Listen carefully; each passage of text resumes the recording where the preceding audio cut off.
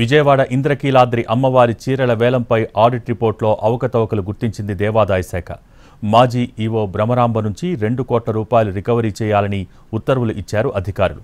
2021-23 మధ్య చీరల వేలంలో 2 కోట్ల నష్టం వచ్చినట్టు నివేదికలో వెల్లడైంది. కోవిడ్ సమయంలో ఆఫ్సెట్ ధర నిర్ణయంలో అవకతవకలు వచ్చినట్టు గుర్తించారు. పట్టు చీరల వేలం, బార్కోడ్ ట్యాకింగ్లో అవకతవకలు జరిగినట్టు గుర్తించారు ఆడిటర్లు.